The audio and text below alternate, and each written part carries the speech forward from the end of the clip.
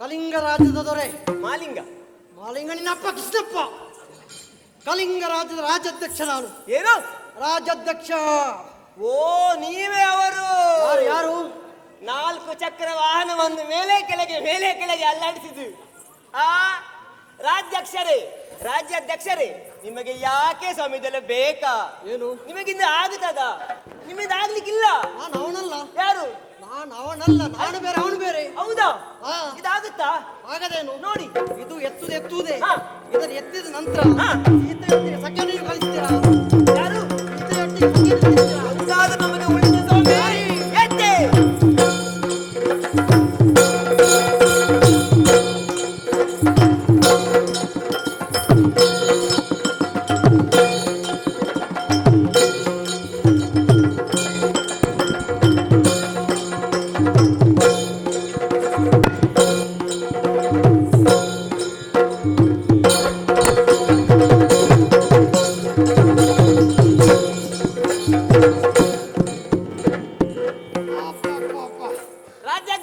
ಏನು ನಿಮ್ಮಿಂದ ಆಗುದಿಲ್ಲ ಅಂತ ನಾನು ಮೊದಲೇ ಹೇಳಿದ್ದೇನಲ್ವಾ? ಹಾಗೇನಿಲ್ಲ. ಮತ್ತೆ ಅರಮನೆಯಿಂದ ಬರುವಾಗನೇ ಪ್ರಷ್ಟಾನ್ನ ಭೋಜನ ಮಾಡಿ ಬಂದಿದ್ದೇನೆ. ಓಹೋ. ಅನ್ನದಲ್ಲಿ ಬೆಣ್ಣೆಯನ್ನು ಹಾಕಿದ್ರು, ಆಹಾ. ಕೈಯಲ್ಲಿ ಪಸ ಹಾಕಿ ನೋಡು, ಮೂಸು. ನೋಡಿ, ಇದು ಎತ್ತಲಿಕ್ಕೆ ಆಗಿದ್ರೆ ಪರವಾಗಿಲ್ಲ. ಸರಿ, ನಾಳೆ ರಾತ್ರಿ ಒಂದು ಭೋಜನ ಕೂಟ ಉಂಟು, ಅಲ್ಲಿ ನಾವಿಬ್ಬರು ಒಟ್ಟಿಗೆ ಎತ್ತುವ. ಸರಿ, ಹಾಗಾದ್ರೆ ನಮ್ಮ ನಡೆ ಅಲ್ಲಿಗೆ. ಆ ಕಡೆ ಹೋಗಿ.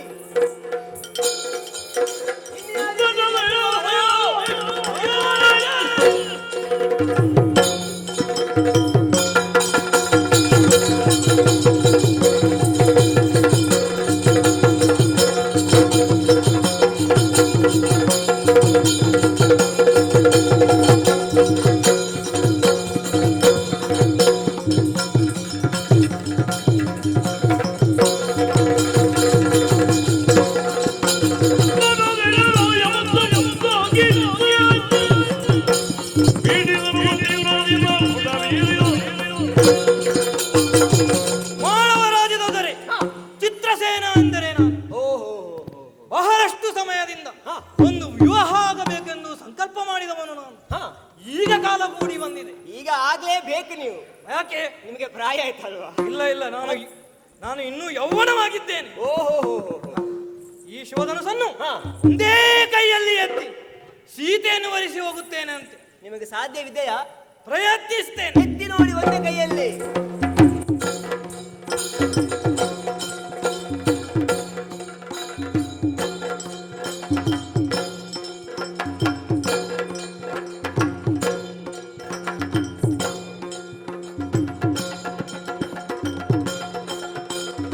ಒಂದು ಕೈಯಲ್ಲಿ ಆಗ್ತಾ ಇಲ್ಲ.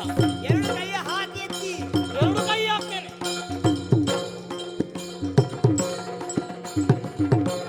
ಈಗ ಆಗ್ತಾ ಇಲ್ಲ. 2 ಕೈಯಲ್ಲಿ ಆಗಲ್ವಾ? 2 ಕೈಯಲ್ಲಿ ಆಗ್ತಾ ಇಲ್ಲ. 1 ಕೈಯಲ್ಲಿ ಆಗುತ್ತಾ? ಇದು ಆಗ್ತದೆ. ಆಗುತ್ತಾ? ವ್ಯವಸ್ಥೆ ಉಂಟಾ? ಈ ಉಂಟು. ನಡೀತೇನೆ.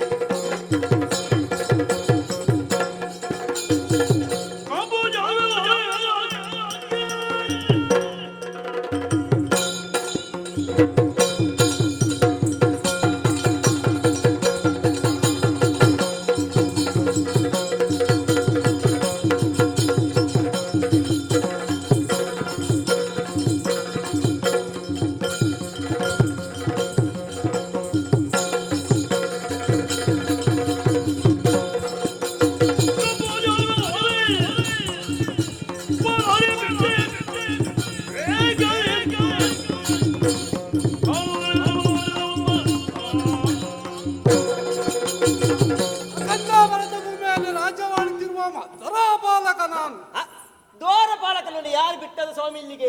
ಮತ್ತೆಂತ? ನನ್ನ ಆಭರಣವನ್ನು ನೋಡುವಾಗ ದ್ವಾರಪಾಲಕನಾಗಿ ಕಾಣ್ತೇನಾ? ಅದಿಲ್ಲ.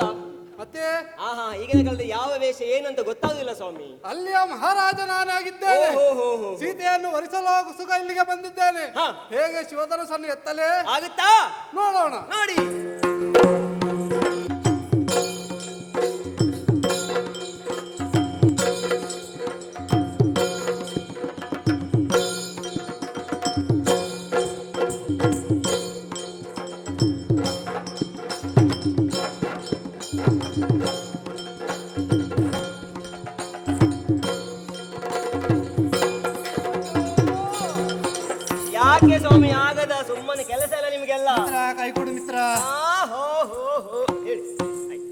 ಕೀಚಕರು ದರ್ಬೆಯನ್ನು ಯಾವ ರೀತಿ ಎತ್ತುತ್ತಾರೋ ಹಾ ಆ ರೀತಿಯಾಗಿ ಶಿವಧನುಸನ್ನು ಎತ್ತುತ್ತಿದ್ದೆ. ಆದ್ರೆ ಏನ್ ಮಾಡುದು ಈಗ ನೀವು ಇದ್ದೆ. ಪ್ರಯೋಜನ ಆಗಲಿಲ್ಲ. ಆಹಾ. ಆದರೂ ಪರವಾಗಿಲ್ಲ. ಹಾ. ಉಣ್ಣುವುದಕ್ಕೆ ಅಂಬಳಿ ಉಂಟು, ಓಹೋ. ಒದಿಯುವುದಕ್ಕೆ ಕಂಬಳಿ ಉಂಟು. ಆಹಾ. ನನ್ನ ಗೆಲುವು ಮುಂದೆ ಉಂಟು. ಹಾ. ನನ್ನ ನಡೆ ಊಟದ ಕಡೆ ಶಾಪ. ಹೋಗಿ.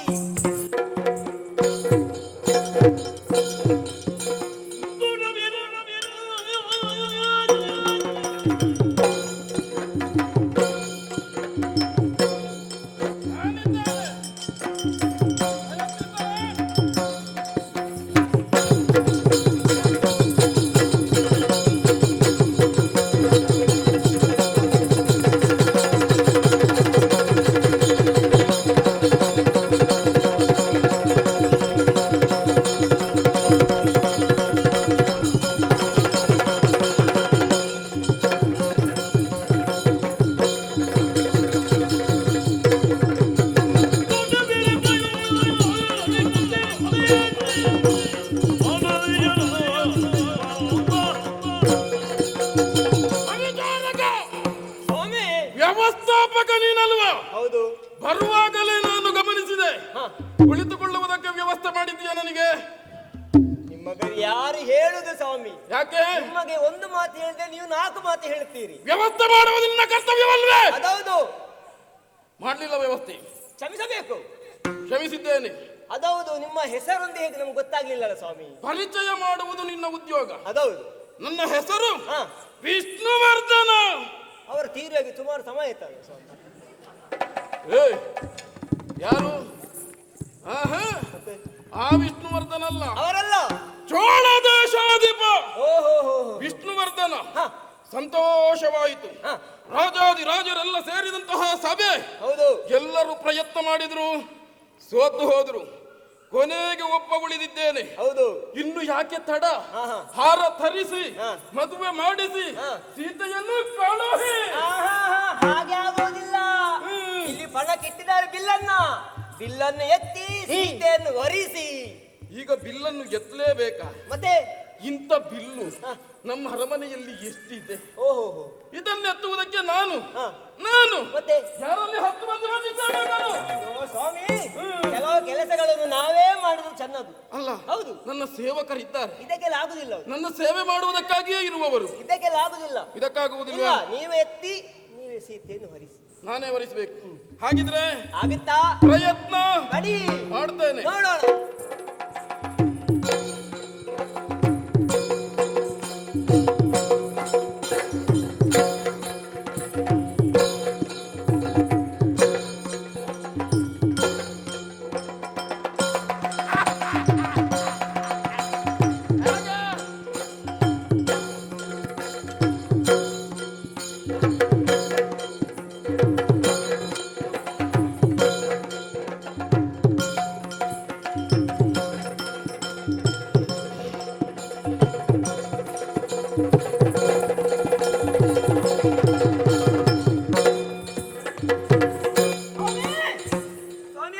ಸ್ವಲ್ಪ ಕೈ ಕೊಡು. ನೀ ಪರ ಊರಿಂದ ಬಂದಾದ್ರೂ ಸಾಧನೆ ಮಾಡುತ್ತೀರಿ ಅಂದುಕೊಂಡಿದ್ದೆ. ಹೊರ ಊರಿಂದ ಬಂದು ಸಾಧನೆಯನ್ನು ಮಾಡಬೇಕು ಎನ್ನುವ ಕಾರಣಕ್ಕಾಗಿಯೇ ಬಂದವ. ಇಷ್ಟು ವಿಫಲ ಆಗುತ್ತದೆ ಎನ್ನುವ ಹಾಗೆ ಭಾವನೆಯೇ ಮಾಡಿದವನು ನಾನಲ್ಲ. ಓಹೋ. ಕಲ್ಪನೆಯಲ್ಲೇ ಇದ್ದವ ನಾನಲ್ಲ. ಏನು ಮಾಡುದು ಈಗ? ಛೆ, ಛೆ, ಛೆ. ಈ ಬಿಲ್ಲನ್ನೊಂದು ಎತ್ತುವುದಕ್ಕೆ ನನ್ನಿಂದ ಸಾಧ್ಯವಾಗಲಿಲ್ಲ. ಇದಕ್ಕೆ ಕಾರಣ ಏನು? ಏನು? ಆ ಅರ್ಥವಾಯಿತು. ಎಂತ? ಬರುವಾಗಲೇ ಹಾ. ಎಷ್ಟು ಬೇಕು ಅಷ್ಟು ಆಹಾ. ಊಟವನ್ನು ಮಾಡಿ ಬಂದವ ನಾನು. ಹಾ. ದೂರದ ದಾರಿಯಿಂದ ಬಂದವ, ಎಲ್ಲ ಕರಗಿ ಹೋಯಿತು. ಹಾ. ಊಟ ಮಾಡಿ ಬೇಗ ಬರ್ತೇನೆ. ಮತ್ತೊಮ್ಮೆ ಎತ್ತಲೆ. ನೀವು ಊಟ ಮಾಡಿ ಹಾ. ಅಲ್ಲಿಂದಲೇ ಹೋಗಿ. ಅಲ್ಲಿ ಭೋಜನ ವ್ಯವಸ್ಥೆ ಬೇಗ ಒಂದು ಹೋಗಿ ಮಾಡ. ನನಗೆ ಹಸಿವಾಗ್ತದೆ ಇಲ್ಲಿ. ಊಟ ಆಗುವುದಿಲ್ಲ ನಮಗೆ. ಮತ್ತೆ ಫಲಾರದ ವ್ಯವಸ್ಥೆ ಉಂಟಾ? ಅದು ಉಂಟು. ಉಂಟಾ? ಹಾ. ಹಾಗಿದ್ರೆ ಹಾ. ಫಲಾರ ಮೊದಲು, ಹಾ. ಆಮೇಲೆ ಊಟ, ಓಹೋ. ಎರಡೂ ಇರಲಿ. ಆಯ್ತು. ಹೌದಲ್ವಾ? ಹಾ. ಹಾಗಿದ್ರೆ ಅಲ್ಲಿಗೆ ನನ್ನ ನಡೆ ಊಟದ ಕಡೆ ನಡೀತಾನೆ. ಹೋಗಿ.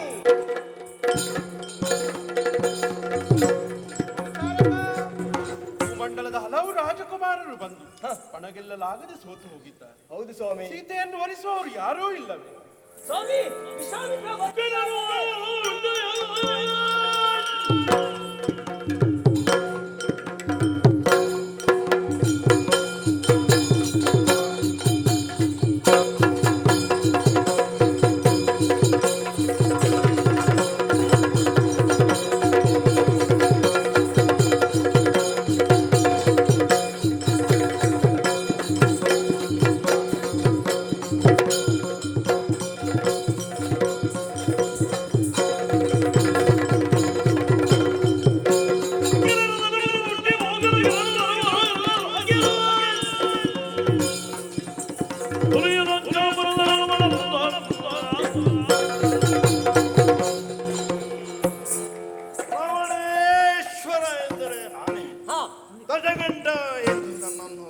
ಹೇಳುತ್ತಾರೆ, ಇಂದು ಆಕಾಶ ಮಾರ್ಗವಾಗಿ ನಾನು ವಿಹರಿಸುತ್ತಿರುವಾಗ ಸುಲಂಕೃತವಾದ ಮಿಥಿಲೆಯನ್ನು ನಾನು ಕಂಡೆ. ಕೆಳಗಿಳಿದು ನೋಡುವಾಗ ಇಡೀ ಮಿಥಿಲೆ ತರುಳಿರುವ ತೋರಣಗಳಿಂದ ಅಲಂಕೃತವಾಗಿದೆ. ಓಹೋ, ಎಲ್ಲೆಲ್ಲೆವು ಸಂಭ್ರಮವೇ ಸಂಭ್ರಮ. ಹೌದು. ಏನು ವಿಚಾರ ಎಂದು ತಿಳಿದಾಗ ಜನಕಸುತ ಜಾನಕಿಗೆ ಸ್ವಯಂವರವಂತೆ ನನಗೆ ಆಮಂತ್ರಣ ಉಂಟೆ. ಆಮಂತ್ರಣದ ಅಗತ್ಯವೂ ಇಲ್ಲ, ನೇರವಾಗಿ ಸ್ವಯಂವರ ಮಂಟಪಕ್ಕೆ ಹೋಗುತ್ತೇನಂತೆ. ಸ್ವಾಮಿ, ನೀವ್ಯಾರಂತ ನಮ್ಗೆ ಗೊತ್ತಾಗಲಿಲ್ಲ. ಲಂಕೇಶ ಅವರ ಸುದ್ದಿ ಬೇಡ ಸ್ವಾಮಿ ನಮಗೆ. ಅವ್ರು ಏನಾದ್ರೂ ಮತ್ತು ಬರದಾಗ್ತಾರೆ. ಅಲ್ಲವೋ ಮತ್ತೆ ರಾವಣೇಶ್ವರ ಅಂದ್ರೆ ಗೊತ್ತಿದೆಯಾ? ಓ, ಹೆಸರು ಕೇಳಿದ್ದೇನೆ. ನೋಡಿದ್ಯಾ? ಈಗ ನೋಡ್ತಿದ್ದೇನೆ ಸ್ವಾಮಿ. ನೋಡಿದಷ್ಟು ಎತ್ತರಕ್ಕೆ ಬೆಳೆಯುತ್ತಿದ್ದೀರಿ ನೀವು. ಅದು ಬಿಡು. ಈಗ ಇಲ್ಲಿ ಜನಕಸುತೆಗೆ ಸ್ವಯಂವರವೆಂದು ಕೇಳಿದ್ದೇನೆ. ಹೌದು. ಆ ಜನಕನಿಗೆ ಹೋಗಿ ಹೇಳು, ರಾವಣೇಶ್ವರ ಸ್ವಯಂ ವರನಾಗಿ ಇಲ್ಲಿ ಬಂದಿರುವಾಗ ಯಾವ ಸ್ವಯಂವರದ ಅಗತ್ಯವಿಲ್ಲ. ಮಗನಿಗೆ ಹೇಳು, ಸೀತೆಯನ್ನು ಕರೆದುಕೊಂಡು ಬರಲಿ. ನಾನು ವಿವಾಹವಾಗಿ ನೇರವಾಗಿ ಪುಷ್ಪಕ ವಿಮಾನದಲ್ಲಿ ಲಂಕೆಗೆ ಕರೆದುಕೊಂಡು ಹೋಗುತ್ತೇನೆ. ಆಗಲೇ ಹಾಗೆ ಆಗೋದಿಲ್ಲ ಸ್ವಾಮಿ. ಅದೇಕೆ? ಇಲ್ಲಿ ಪಣಕ್ಕಿಟ್ಟಂತ ಶಿವಧನುಸ್ಸನ್ನು ನೀವು ಮುರಿದು ಸೀತೆಯನ್ನು ಒರೆಸಬೇಕು. ಓಹೋ, ಶಿವಧನುಸ್ಸೆ ಹಾ, ನನ್ನ ಒಡೆಯನಾದ ಪರಮೇಶ್ವರನ ಧನಸ್ಸು ಇದು. ಹೌದು. ಸುಲಭ ಎಂದು ನಾಮಾಂಕಿತವಾಗಿದೆ. ಹಾ, ಆ ಪರಮೇಶ್ವರ ಅನುಗ್ರಹದಿಂದ ಕ್ಷಣ ಮಾತ್ರದಲ್ಲಿ ಲೀಲಾಧಾರವಾಗಿ ಈ ಧನುಸ್ಸನ್ನು ನಾನು ಹೆದೆಯೇರಿಸಬಲ್ಲೆ. ಇಗೋ, ಈ ಚಂದ್ರಹಾಸವನ್ನು ಸ್ವಲ್ಪ ನೀನು ಹಿಡಿದುಕೋ. ಕೊಡಬೇಕು ನನಗೆ.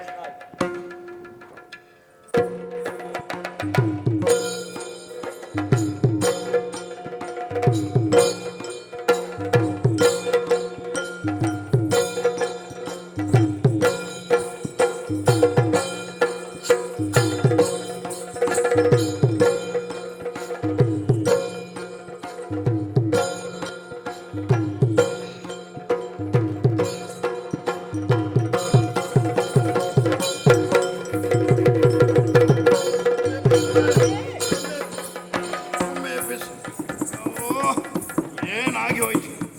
ಏನು ಮಾಡುದು? ಧನುಸ್ಸನ್ನು ಎತ್ತರಿಕೆ ಆಗಲಿಲ್ಲ, ವಿಫಲನಾದೆ.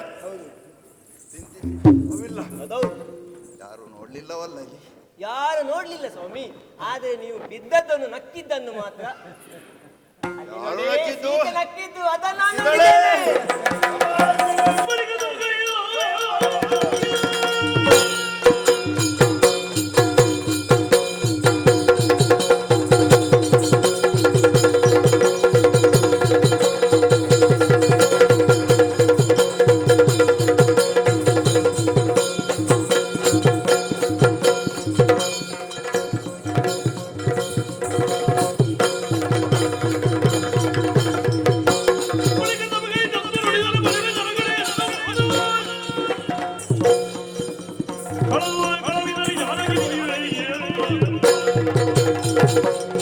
ಸ್ವಯಂವರವದು ನನ್ನ ಈ ಪರಿಸ್ಥಿತಿಯನ್ನು ನೋಡಿ ಅಪಹಾಸ್ಯ ಮಾಡಿದೆ. ನನ್ನು ಕದ್ದುಕೊಂಡು ಹೋಗ, ಒಂದು ದಿನ ಕದ್ದುಕೊಂಡಾದರೂ ಹೋಗುತ್ತೇನೆ.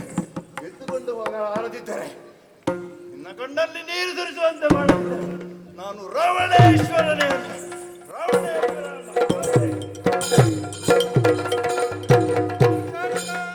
ಸ್ವಾಮಿ, ಬಂದ ಮಹಾರಾಜರು ಎಲ್ಲರೂ ಸೋತು ಹೋಗಿದ್ದಾರೆ. ಅದೌದು. ಯಾಕೋ ನನ್ನ ಮಗಳು ಸೀತೆಯ ಸ್ವಯಂವರಕ್ಕೆ ಯಾರೂ ಬರುತ್ತಿಲ್ಲವೆಂದು ಕಾಣುತ್ತದೆ. ಸ್ವಾಮಿ,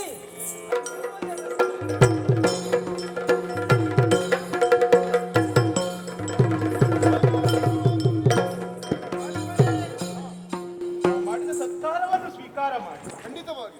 ನನಗೊಂದು ಸಂಶಯ ಉಂಟು. ಏನು ಕೇಳಲೇ?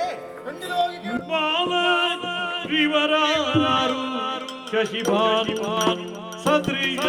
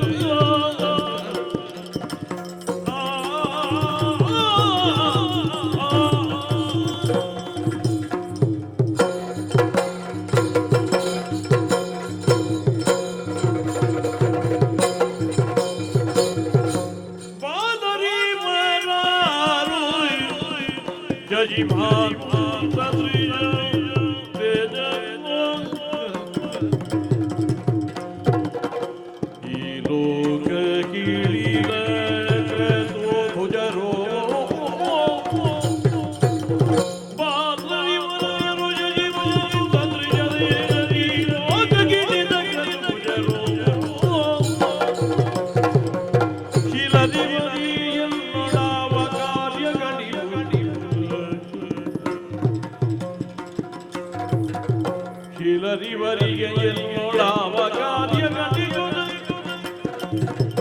ಬೇಡಿರಿನ ಗಮುಚಿಕನು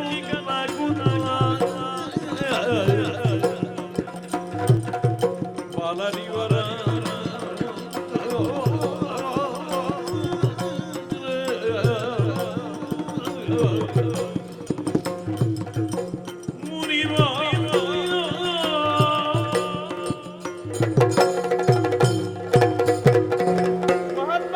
ಜನಕ ಮಹಾರಾಜ, ತಮ್ಮ ಆಗಮನದಿಂದ ನಮ್ಮ ಮಿಥಿಲಾ ನಗರವು ಪಾವನವಾಯಿತು. ಸಂತೋಷವಾಗಿ ನಾವು ಕೈಗೊಂಡ ಯಾಗದ ಪೂರ್ಣಾಹುತಿಯ ಮಂಗಳ ಮುಹೂರ್ತ ಸನ್ನಿಹಿತವಾಗಿರುವಾಗ ತಾವು ಆಗಮನಿಸಿದ್ದು ಪೂಜೆವು ಫಲಪ್ರದವಾಯಿತೆಂದೇ ಭಾವಿಸಿದ್ದೇವೆ. ನಾವು ಮಾಡಿದ ಸತ್ಕಾರದಲ್ಲಿ ಏನಾದರೂ ತಪ್ಪಿದ್ದರೆ ಮನ್ನಿಸುವುದರೊಂದಿಗೆ ನಾವು ಸಂಶಯ ಉಂಟು ಸ್ವಾಮಿ. ಏನು ಸಂಶಯ ನಿನಗೆ? ನಿಮ್ಮೊಂದಿಗೆ ಶಿಷ್ಯರಿಂದ ಬಂದದ್ದರಲ್ಲಿ ಯಾವುದೇ ಆಶ್ಚರ್ಯವಿಲ್ಲ. ಆದರೆ ಅದರೊಳಗೆ ಇಬ್ಬರು ಅಲೌಕಿಕ ವರ್ಚಸ್ಸಿನ ಅಪೂರ್ವ ತೇಜಸ್ಸಿನ ಬಾಲಕರು ಕಂಗೊಳಿಸುತ್ತಿದ್ದಾರೆ. ಹೌದು, ಸೂರ್ಯ ಚಂದ್ರನೇ ಈ ರೀತಿಯಾಗಿ ಧರೆಗಿಳಿದಿದ್ದಾರೆ, ಅಥವಾ ಯಜ್ಞದಲ್ಲಿ ಸದೇಹಿಗಳಾಗಿ ಭಾಗವಹಿಸುವ ಉದ್ದೇಶದಿಂದ ಅಶ್ವಿನಿ ಕುಮಾರರೇ ಈ ರೀತಿಯಾಗಿ ಬಂದಿರುವರು.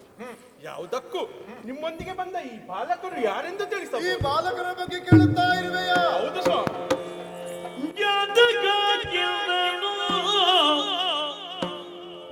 ತರಣಿ ಕುಲಜರು ಜನಪದ ಶರ ಶರ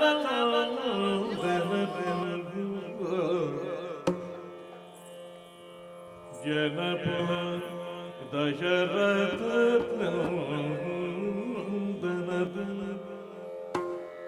ಮಖವನು ಧನು ಜರ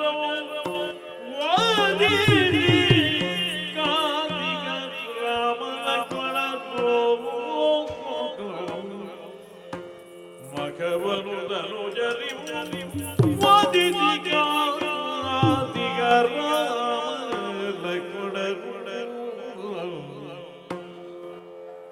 ಮುನಿಪ ಗೌತಮ ನರಸಿಯಂ ಕೊರೆದರು ಗಣ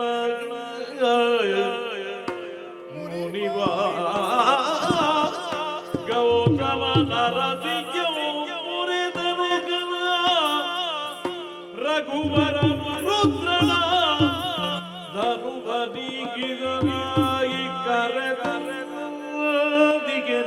ನಡೆಯೇ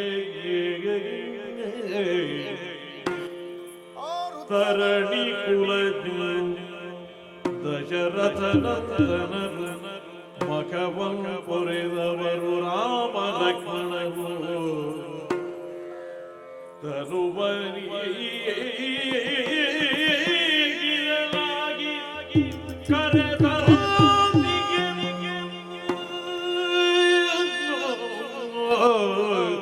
ನಿನ್ನೆಡೆಯೇ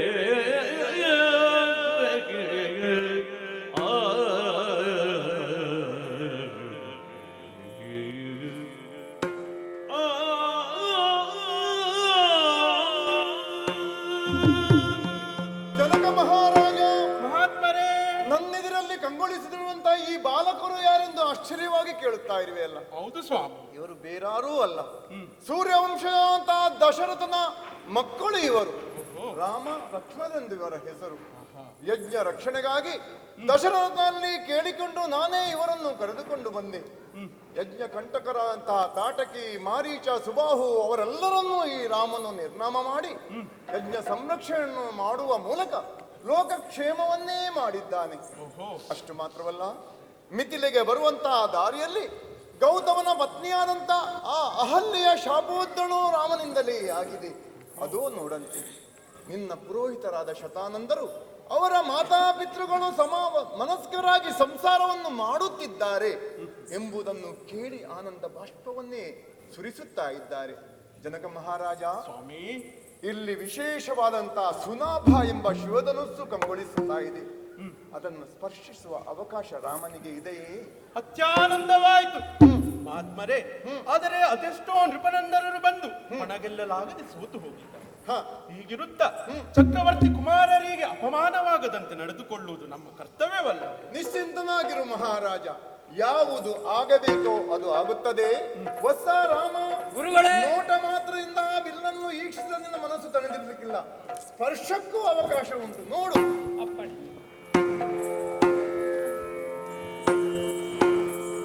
ಮುಟ್ಟಿ ಧನುವಿಗೆ ನಮಿಸಿ ರಾಘವ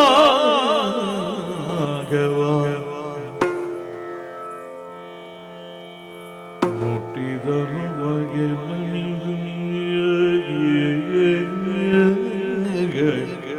ರಾಘವ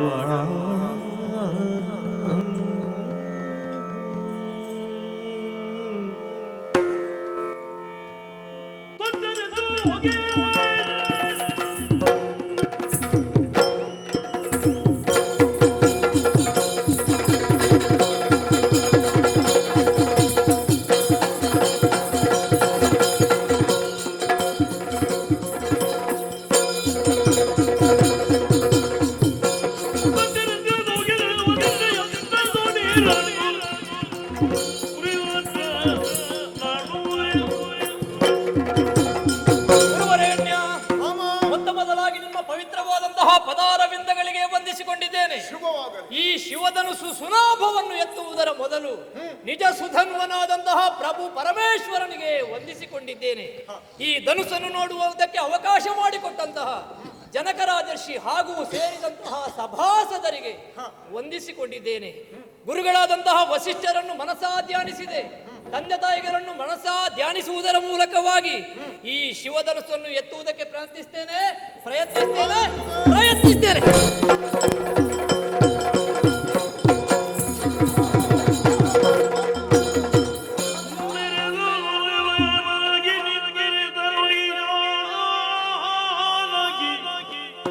ರಾಮಚಂದ್ರಗೆ ಮಾರಿಗೆ ತೊಡಿದೆ ಸುರರದಿ ಹರುಯಗೊಳ್ಳಲು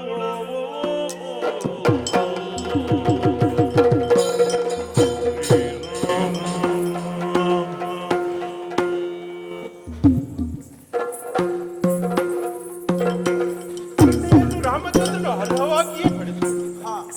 ಈ ಸಂದರ್ಭದಲ್ಲಿ ನನ್ನದೊಂದು ಕೋರಿಕೆ ಇದೆ. ಏನದು? ಮಹಾತ್ಮರಾದ ವಿಶ್ವಾಮಿತ್ರರು ಅನುಮೋದಿಸಬಹುದೆಂಬ ನಿರೀಕ್ಷೆಯಿಂದ ಭಿನ್ನವಿಸುತ್ತಿದ್ದೆ. ಅನುಮೋದಿಸುತ್ತೇನೆ ಮಹಾರಾಜ, ಹೇಳು. ಸೀತೆಯ ತಂಗಿಯಾಗಿ ಅವರ ಸಪುತ್ರಿಯಾದ ಊರ್ಮಿಳೆಯು ಕೂಡ ವಿವಾಹ ವಯಸ್ಕಳೇ ಆಗಿದ್ದಾಳೆ. ಹೌದೇ? ಅದಲ್ಲದೆ ನನ್ನ ತಮ್ಮನಾದ ಕುಶಧ್ವಜನ ಪುತ್ರಿಯರಾದ ಮಾಂಡವಿ ಹಾಗೂ ಶ್ರುತಕೀರ್ತಿಯರು ಕೂಡ ಮದುವೆ ಪ್ರಾಯದವರೇ ಆಗಿದ್ದಾರೆ. ಒಟ್ಟಿಗೆ ಒಡನಾಡಿ ಉಂಡುಟ್ಟ ಸೋದರಿಯರು ಒಂದೇ ಮನೆಯಲ್ಲಿ ತಮ್ಮ ಒಡನಾಟವನ್ನು ಮುಂದುವರಿಸುವಂತಾದರೆ ಹೆತ್ತವರಾದ ನಮಗೆ ಬಲು ಸಂತೋಷ. ಹಾಗಾಗಿ ಊರ್ಮಿಳೆಯನ್ನು ಲಕ್ಷ್ಮಣನಿಗೂ, ಮಾಂಡವಿಯನ್ನು ಭರತನಿಗೂ, ಶ್ರುತಕೀರ್ತಿಯನ್ನು ಶತ್ರುಘ್ನನಿಗೂ ಮದುವೆ ಮಾಡಿಕೊಡುವ ನನ್ನ ಹಂಬಲವನ್ನು ಈಗಾಗಲೇ ದೂತರ ಮುಖೇನ ಮಹಾರಾಜರಿಗೆ ಹೇಳಿ ಕಳಿಸಿದ್ದೇನೆ. ಅವರು ಸಂತೋಷದಿಂದ ಒಪ್ಪಿ ಸಂಸಾರ ಸಮೇತರಾಗಿ ಬರುತ್ತಿದ್ದಾರೆಂಬ ಶುಭ ಸೂಚನೆಯನ್ನು ಈಗಾಗಲೇ ದೂತರು ತಿಳಿಸಿದ್ದಾರೆ. ಮುಂದೆ ನಪ್ಪಣೆ ಎಂದು ನೀವೇ ಆದೇಶಿಸಬೇಕು. ಜನಕ ಮಹಾರಾಜ, ಸ್ವಾಮಿ, ದಶರಥನ 4 ಮಂದಿ ಮಕ್ಕಳಿಗೆ ಒಂದೇ ಮನೆಯಲ್ಲಿ ವಿವಾಹ ವೇದಿಕೆ ನಿರ್ಮಾಣವಾದದ್ದು ವಿಧಿ ಸಂಕಲ್ಪವೇ ಆಗಿದೆ. ಆದ್ದರಿಂದ ವಿಧಿಯುಕ್ತವಾದ ಈ ವಿವಾಹ ಮುಹೂರ್ತಕ್ಕೆ ನಾವೆಲ್ಲರೂ ಸಾಕ್ಷಿಯಾಗೋಣ. ಈಗ ಸೀತಾರಾಮರನ್ನು ಹರಸಿ ನಾವು ಸ್ವಲ್ಪ ವಿಶ್ರಾಂತಿ ಪಡೆಯೋಣ. ಹಾಗೇ ಆಗಲ್ಲ.